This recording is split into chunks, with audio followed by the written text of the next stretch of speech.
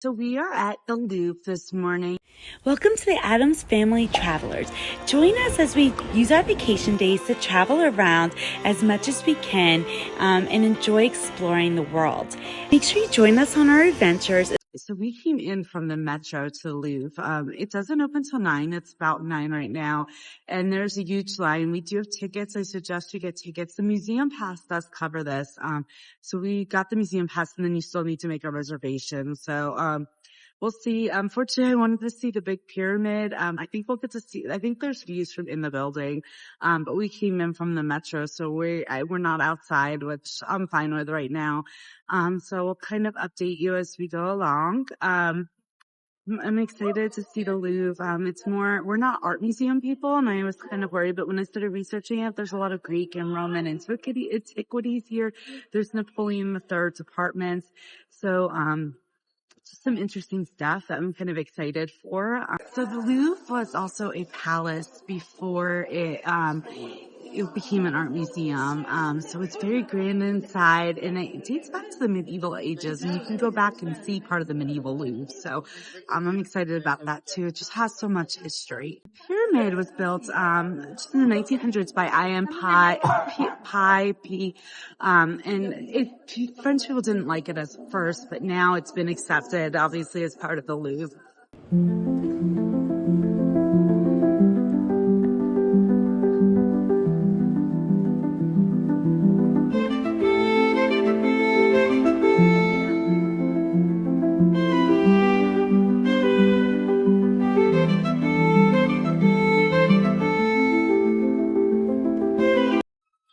So we finally got into the Louvre. The line was mostly security, and it took about 15 minutes. So we're in, and we're going to start looking around.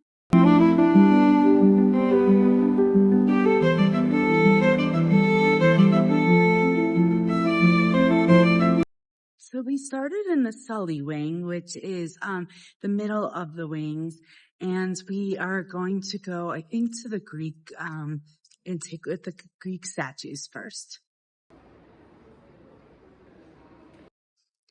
So I'm going to take you on a guide through the Louvre so you kind of have an idea, like a highlights tour. So basically, we follow the signs first in the Sully ring for 1 to the Greek antiquities. There's a ton of stairs. You could definitely get lost here. So we're going in to see some Greek art now. So this is Sully at 348 where the caryatids are.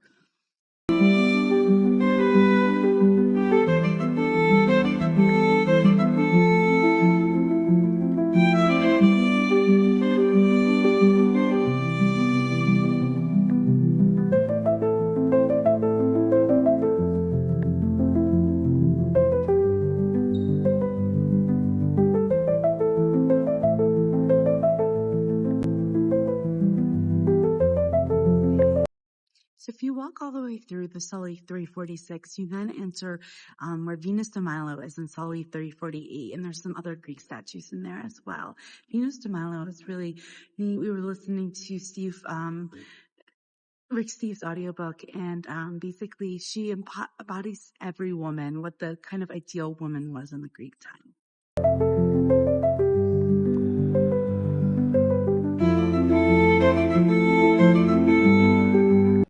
So we just walked through the whole room where Venus de Milo is. On the other end, there's a big statue of Athena. And there's a whole other bunch of Greek statues here, which are just amazing, of the different Greek gods.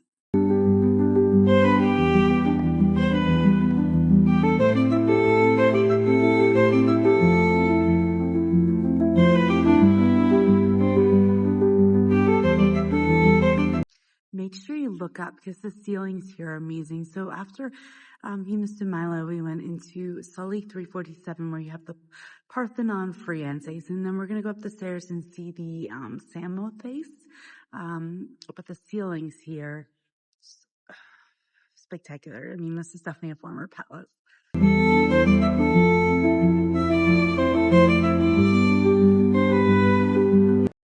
So if you go up the stairs, then you end up seeing at the top of the stairs, the winged victory of Samothrace. It's a beautiful statue, with wings, no head. And, they have the hand nearby here that was discovered in 1950 in Turkey.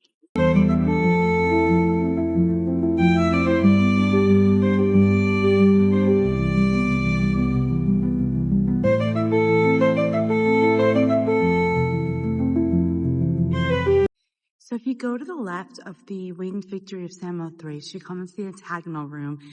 It's a beautiful room. It shows the Louvre as a former palace. And if you can look out the window, you can see views of the pyramid out there and the palace as well. Next, we're now in the Denon area of the palace of the Louvre, and we're gonna next go into the Apollo Gallery.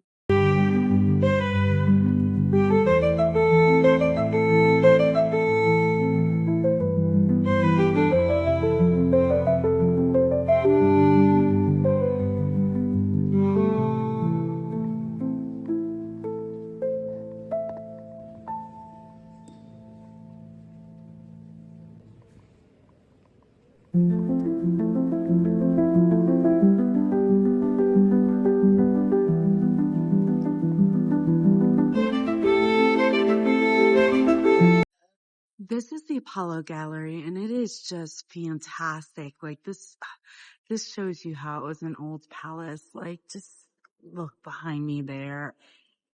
Oh, wow. In this room is also the crown jewels of France,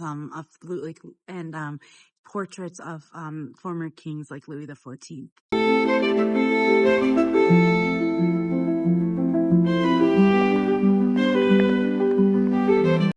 At the end of the Apollo room, turn left and enter the Salon Carré. Make sure you look up at the ceiling, and there's a couple paintings in here too. It's the Madonna Child and St. Francis.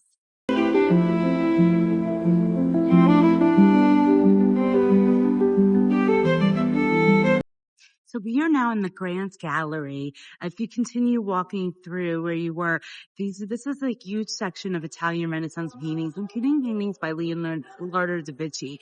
It's really neat to just see them. Like I said, I'm not as much into art, but this room itself is gorgeous. And just to see stuff by Leonardo da Vinci is really cool. So next up is Mona Lisa.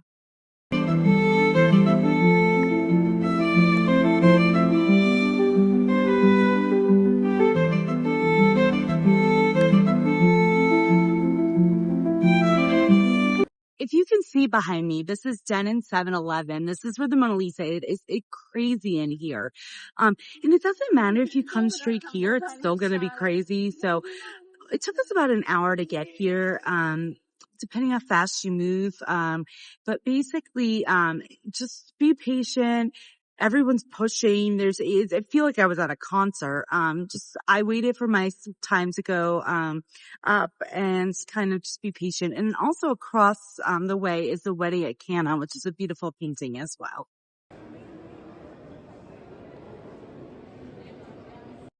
So once you're done with the Mona Lisa and the Wedding at Cana and look in that room, go to the very end of the room and you'll exit into 701. If you make a right, you're in 702 and you can see the Coronation of Napoleon by David, which is behind me.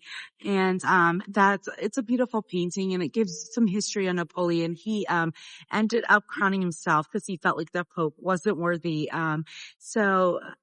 Very neat so far. It's getting busier and busier.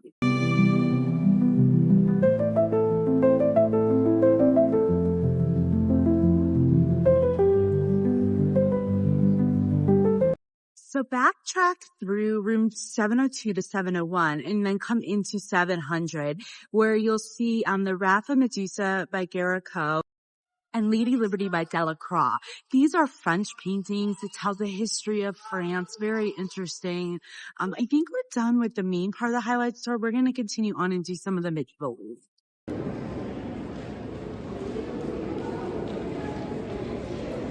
So if you go down the steps, you can get into room 403, which has Michelangelo's slaves. It was told Brian, we got to see the Ninja Turtles today. We got to see Leonardo, I think there's a Raphael painting and Michelangelo. But that's like the real highlights tour. Now we're gonna go see the medieval Louvre. That was the end of Rick Steves' audio tour.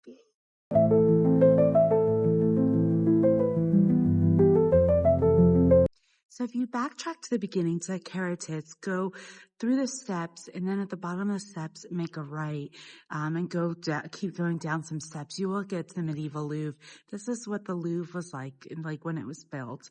It's much quieter down here. And also by backtracking, you can see that the crowds are crazy the later it gets on. I definitely recommend coming early. So if you continue through the medieval Louvre and then come out and turn up a right, you get to the Egyptian antiquities and the Sphinx of Tanis. The Egyptian antiquities were actually closed, so we then went to the Near Eastern antiquities and went to see the Code of Hammurabi, which was really neat to see.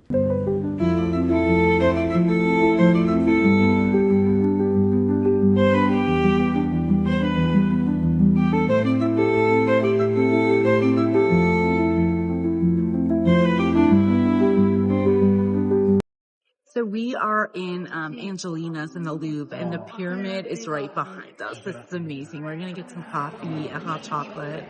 Fantastic.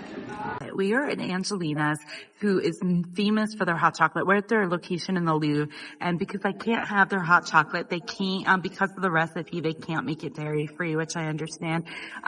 Brian's going to have some, so they gave him a big bowl of whipped cream and then the hot chocolate to pour on top.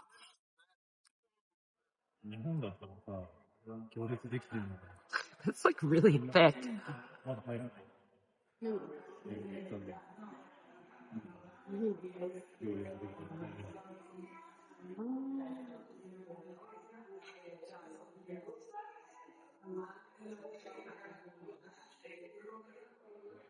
Is it good?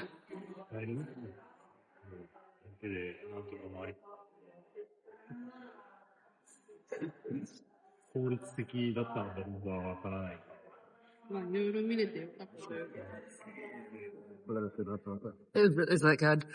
Like different than thicker? It looks thick.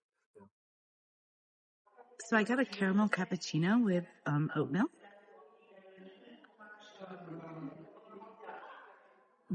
Could be a little sweeter for me, but it's still good. And the croissant I had here was actually really good. I wasn't sure at first, the chocolate, and it was really good. Can't beat the views here, so definitely stop at Angelina in the Louvre.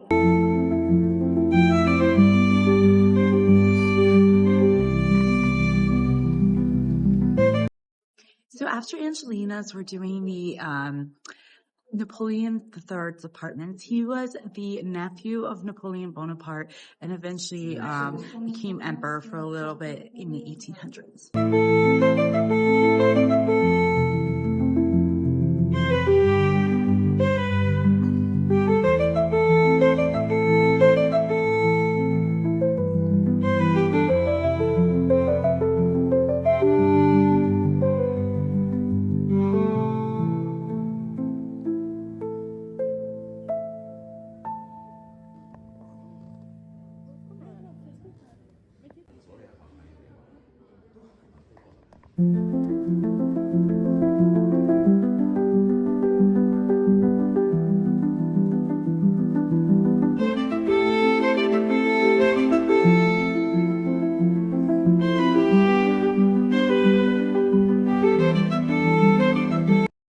So we just exited the Louvre. It is even crazier than it is this morning. It was starting to get really busy. I definitely recommend going in the morning.